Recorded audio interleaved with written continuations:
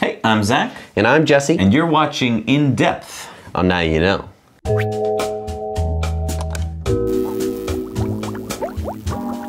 All right, so what are we talking about this week? All right, so we've been getting some comments. We've been consistently getting comments talking about basically that we're mean to these poor car companies. These poor car companies that are going to be coming out with cars in the future, you know, that they're going to be making EVs and that we're being too harsh on them. Right. And it's gotten me pretty upset because... Ooh. You've gotten Jesse upset comments. So should I play the devil's advocate? Should I be the commenters? Like, I mean, is it fair that that we keep picking on car companies that are trying to pivot and be electric car companies? Here's the thing though, the pivot, the turning around, this sort of whole idea that they're changing is kind of no. It's that the world is changing and that they are trying to adapt, but in the slowest way possible.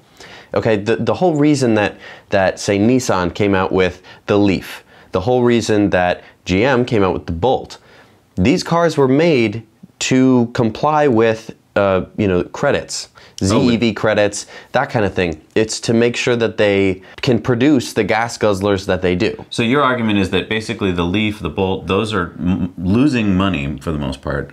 They're not making much money on those cars, but right. So they can keep putting out the money makers, which are the pickup trucks and the... Right, and so when they designed those cars, I mean, this is an older argument for me, is that when they were designing those cars, they were being told, basically, I mean, I'm sure that there were very dedicated and caring individuals who were on these teams, but the higher-ups in those companies were saying, we don't have, this car doesn't have to sell well, it doesn't have to be a good car.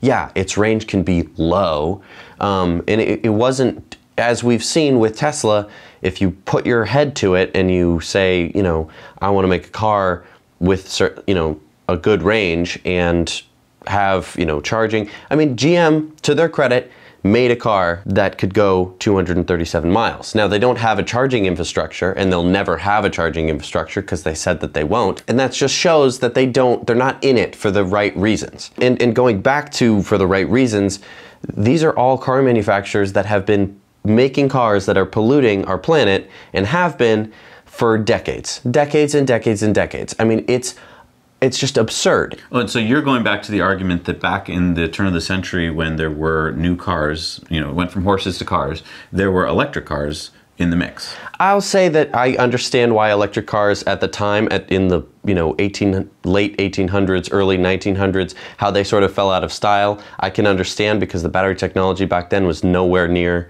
where the ICE engine was at the time. Yes, except that you have to argue also that ICE engine technology got better because that's where all the energy went to. Absolutely, of course.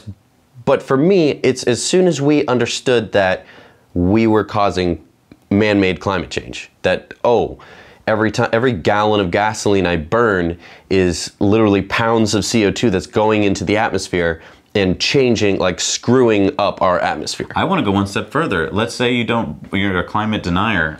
Let's just talk about human health. I think we can all agree that just from a human health perspective, even if it's not hurting the planet's health, even if you don't want to believe in that everything that's coming out of the tailpipe of a car is hurting us humans. Right. But also, hi, welcome, this is science. We're completely destroying our planet, and it absolutely is unforgivable. I mean, It's unforgivable because they knew about it. They knew about it for decades. My grandkids probably aren't going to be able to visit Venice.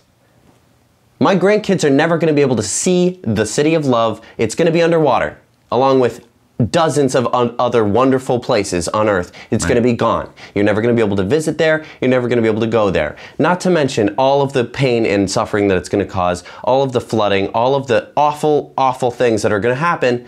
And it's just like, well, we didn't know about it. They knew. They knew, and they continued. They didn't pivot at that point and say, oh my goodness, we're causing a huge problem that's going to affect the entire world. It's not going to affect Greg's backyard. It's going to affect the entire world, and they did nothing. And I guess another part of your argument is that, yes, they have the Volt and the Bolt, let's say, for GM. Yeah. But they didn't stop their other cars.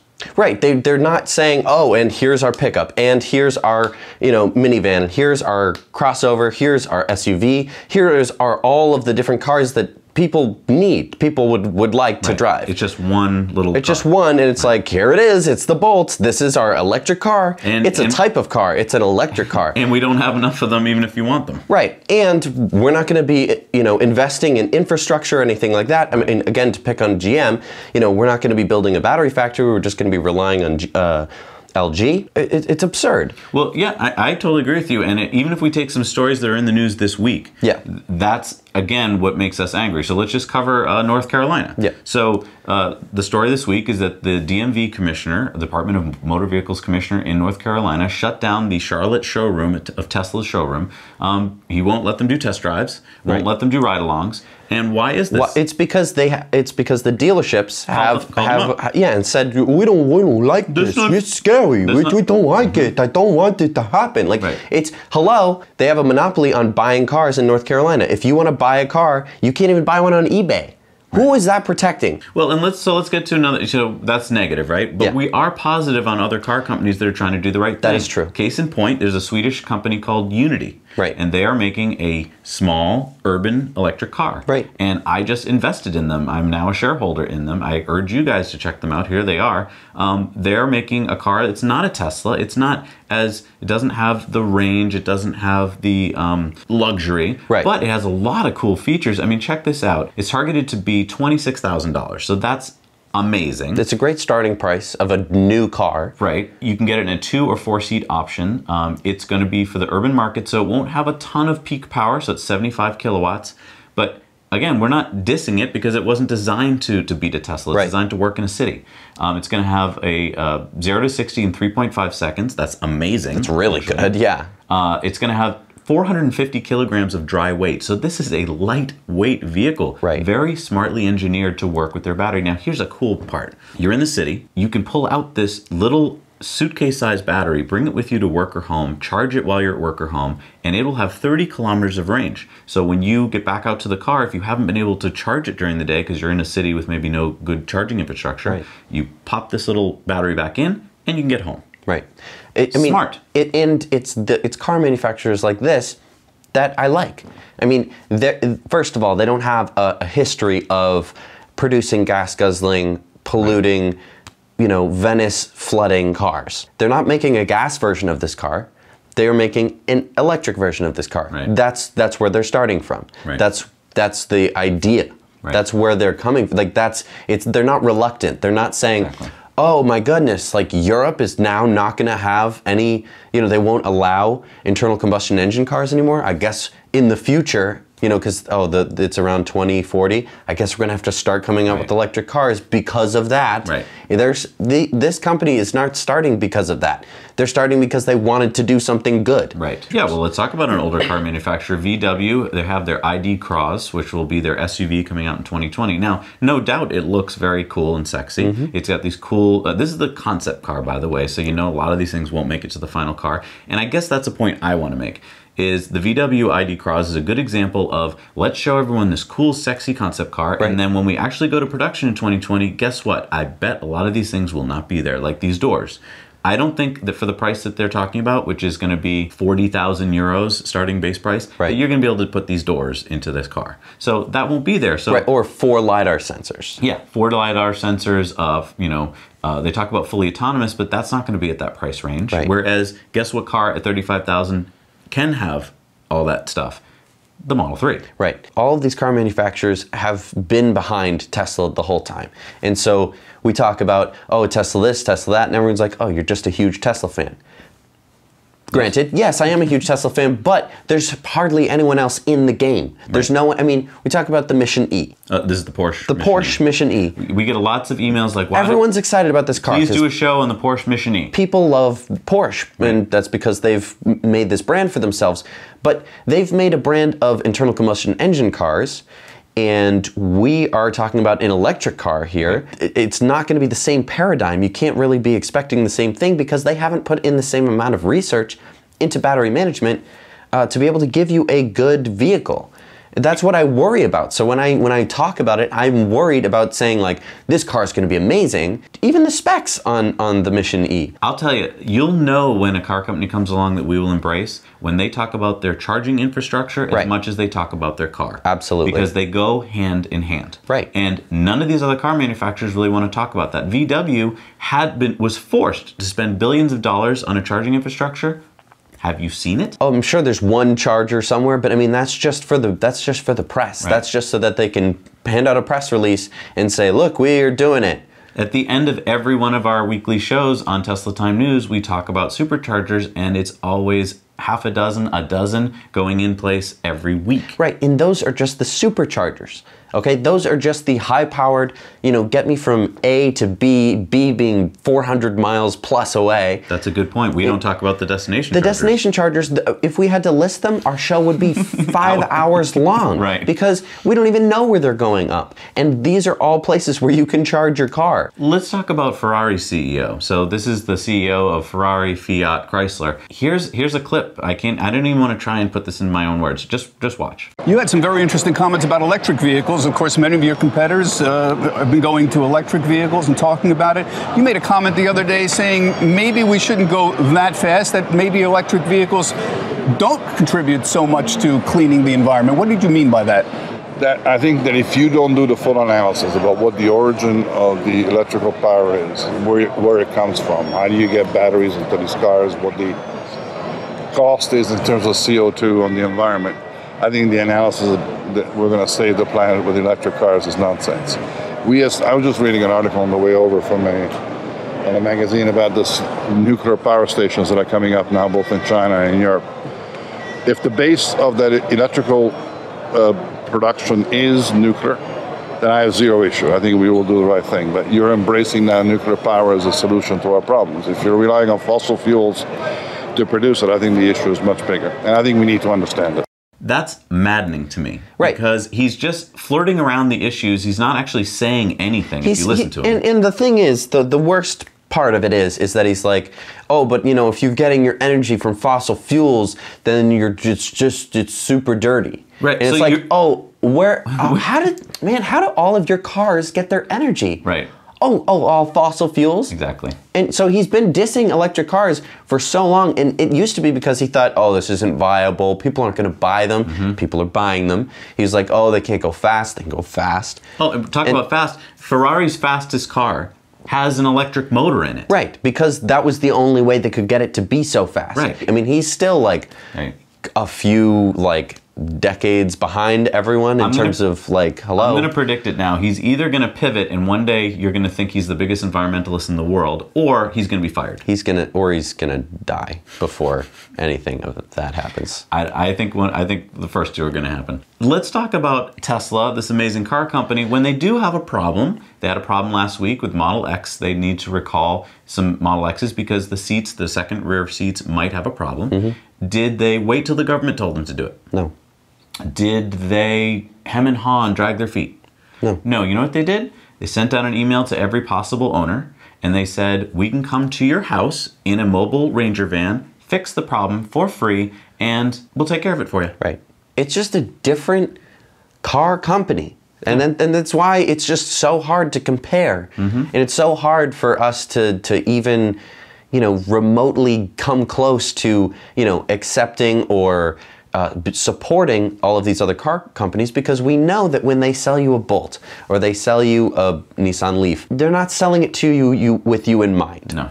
They're thinking how are we going to extract money from them? We no longer can sell them a new exhaust system after 10 years, depending on where they live. Right. We can no longer, have to sell them oil changes, crap. They're just trying to nickel and dime you, and it's just such a different feeling that we get from Tesla. How about take BMW? I mean, the guy who designed the i8 left the company. Right. And he left the company because he was like, you guys don't get it. This is not, you're not designing cars right. You have to design them from the ground up like the i3. You can't just keep sticking batteries into existing cars. Right. BMW didn't get it. And so their own engineers are jumping ship. Right. And I want to mention that I am dissing all of these car companies. I don't want to actually be dissing the people who work for those car companies. I know that there are a lot of really passionate engineers. I've met some that have worked on other cars, and I mean, they're very passionate people, but they do not get the resources or the direction support that they need. Right. You know, they're laughed at by people from other departments who are making giant gas guzzling,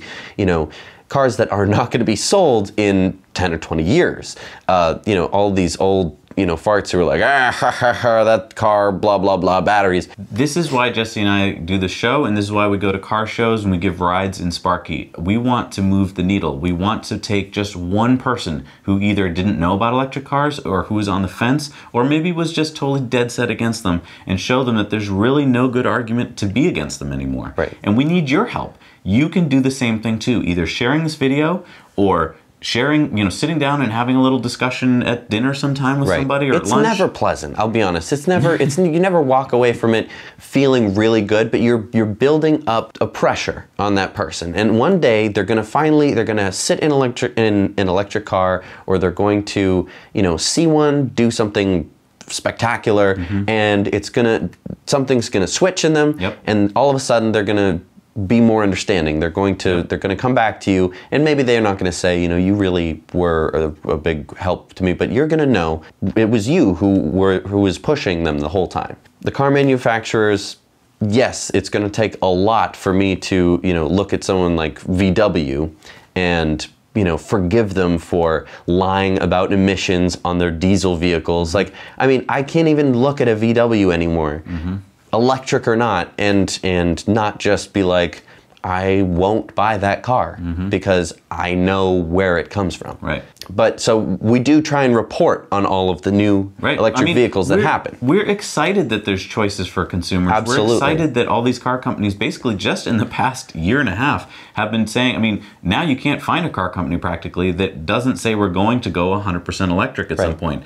That's amazing if you think about it, because just go back a few years, none of them were even going to mention the word electric. Right, they were saying that they weren't going to do it. Right. And this huge shift has, I mean, we always say it's because of Tesla, but who else has caused this shift? No one thought it was possible until Tesla proved that it was possible. So governments weren't going to mandate it if they thought that it was impossible. So now governments are going to be able to come out, and we've seen this. We're seeing France, England, all over Europe, you know, Norway. And I'll tell you, when the little, you know, European countries were doing this, the big car companies were like, well, we can live without them. Right. But when China finally said it, that was the end of the game.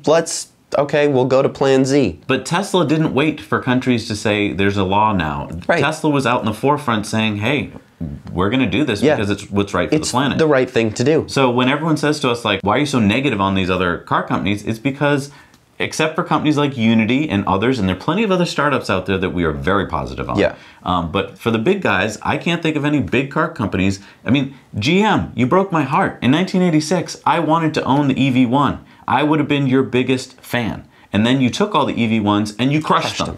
They're gone. You can't find one. I don't even think you, I mean, maybe in a museum somewhere. Right.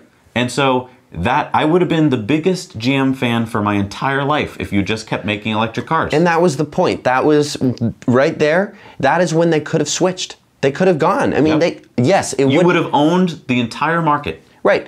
And it's not like they would have switched all of their cars at that point, but they would have started thinking about batteries and technology and investing. In 1986, think of how far ahead of the curve of everyone else you would have been. I mean, Tesla wouldn't have been able to compete with you. Right.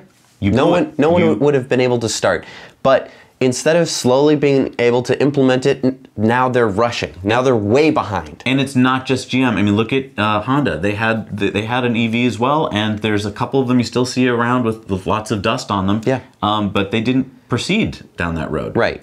So all that was the time. I mean, that is it. That is the point where they should have started to pivot. Yes. But they delayed it by decades, and now you're getting your comeuppance. Right. My grandchildren are not going to be able to go to Venice. And neither will yours. It's a sad thought, but I mean, it's the truth.